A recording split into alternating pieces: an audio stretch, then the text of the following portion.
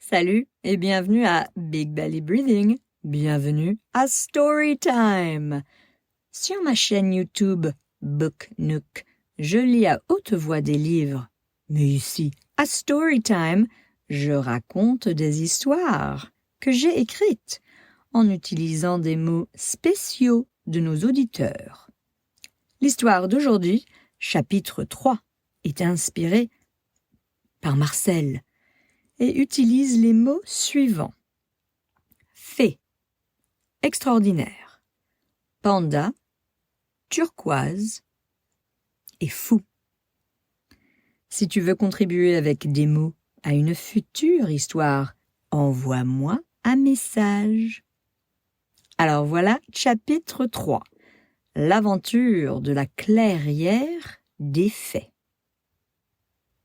Si vous n'avez pas encore écouté chapitres 1 et 2, faut d'abord commencer par ces deux-là, avant d'écouter chapitre 3. Mais continuons avec chapitre 3.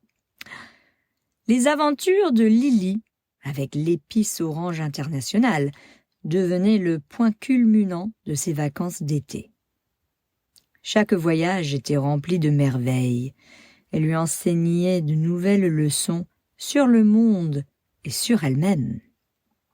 Avec un cœur rempli d'excitation et de curiosité, elle serra à nouveau le sachet d'épices dans sa main et murmura « Orange international, montre-moi un lieu merveilleux !» En un clin d'œil, Lily se retrouva debout dans une forêt extraordinaire, baignée dans la douce lumière turquoise du soleil matinal. L'air était rempli du doux parfum des fleurs en fleurs, et le bourdonnement léger des abeilles pouvait être entendu au loin. Elle s'émerveilla devant les arbres imposants, dont les feuilles scintillaient comme saupoudrées de poussière de fée. Alors qu'elle s'enfonçait plus profondément dans la forêt, Lily remarqua des lumières délicates et brillantes, dansant parmi les fleurs et les feuilles.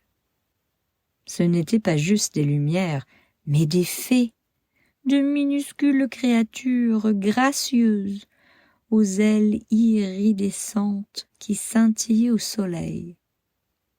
Elles voletaient, chuchotaient des secrets aux fleurs et jouaient à cache-cache parmi les branches. « Bonjour !» une voix douce salua Lily par derrière. Elle se retourna pour voir une fée planant à hauteur des yeux.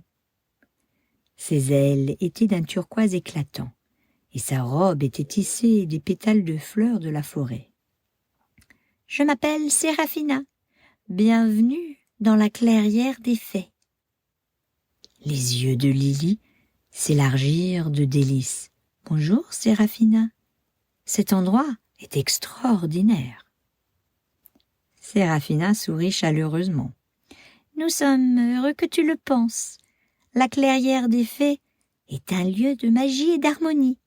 Mais aujourd'hui, nous avons un invité spécial qui a besoin de notre aide. » Avant que Lily puisse demander qui était l'invité, elle entendit un bruissement derrière elle. Se retournant, elle vit la vue la plus inattendue. Un panda. Le panda était assis sous un arbre, semblant plutôt triste et déplacé dans la forêt enchantée. Séraphina s'envola jusqu'au panda et lui tapota doucement la tête. « C'est Bao. Il est perdu. Il doit retrouver son chemin vers chez lui, en Chine. La clairière des fées l'a amené ici, espérant que nous puissions l'aider. » Lily s'approcha de Bao et s'agenouilla à côté de lui. « Bonjour Bao. Ne t'inquiète pas, nous allons t'aider à retrouver ton chemin vers la maison. » Bao leva les yeux vers Lily avec de grands yeux pleins d'âme et fit un grognement doux et reconnaissant. Séraphina expliqua que le seul moyen d'aider Bao était de trouver une carte magique cachée quelque part dans la clairière. Cette carte avait le pouvoir de guider les créatures perdues vers leur maison. Mais la trouver ne serait pas facile. La carte était protégée par une série de défis enchantés, chacun plus difficile que le précédent. Lily, Seraphina et Bao se mirent en route pour leur quête. Le premier défi consistait à traverser un labyrinthe fou de vignes tortueuses qui bougeaient au fur et à mesure qu'ils avançaient. Avec le guidage de Seraphina et la détermination de Lily, ils réussirent à traverser le labyrinthe, laissant les vignes mouvantes derrière eux. Ensuite, ils rencontrèrent un étang étincelant, gardé par un vieux sage grenouille.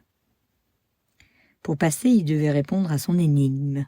« Je parle sans bouche, et j'entends sans oreille. Je n'ai pas de corps, mais je prends vie avec le vent. Qui suis-je » Lily réfléchit un instant puis sourit. « Ah, je sais. Un écho. » La grenouille hocha la tête et les laissa passer, révélant un chemin bordé de fleurs turquoises menant à un arbre ancien et imposant. À la base de l'arbre, ils trouvèrent un creux rempli de parchemins lumineux. Lily en ramassa un et en le déroulant, elle vit une carte brillant dans une lumière magique. Seraphina voleta à côté d'elle, les yeux pétillants d'excitation. « C'est ça, la carte qui guidera Bao chez lui !» Avec la carte en main, le trio refit le chemin à travers la forêt. En marchant, Lily ressentit un sentiment d'accomplissement et de bonheur en sachant qu'ils aidaient Bao. Lorsqu'ils atteignirent le bord de la clairière, Seraphina fit un petit sort et un portail chatoyant apparut, montrant les luxuriantes forêts de bambous de la Chine de l'autre côté. Bao regarda Lily et Seraphina avec gratitude. Il fit une légère révérence, puis traversa le portail qui se referma doucement derrière lui. Lily ressentit une chaleur de satisfaction en réalisant le pouvoir de la gentillesse et la magie de l'amitié. Seraphina s'envola vers elle et dit « Merci Lily, tu as fait preuve de grand courage et de compassion. La clairière des fées est toujours ouverte aux amis comme toi. » Avec un dernier geste de la main, Seraphina s'envola de nouveau dans la forêt, et Lily ressentit l'attraction familière qui annonçait la fin de son aventure. Elle murmura son adieu à la clairière des fées et ferma les yeux. Lorsqu'elle les rouvrit, elle était de retour à San Francisco, debout, près du front de mer, alors que le brouillard commençait à se lever, révélant l'éclat doré du soleil du matin. Elle glissa le sachet d'épices Orange International en toute sécurité dans sa poche, se sentant plus connectée à la magie en elle et au monde qui l'entoure. Déjà, en train de rêver de sa prochaine aventure, Lily savait que chaque voyage était un pas vers la découverte des possibilités infinies de son propre esprit. La fin. Merci beaucoup de participer à Storytime. À la prochaine fois. Ciao!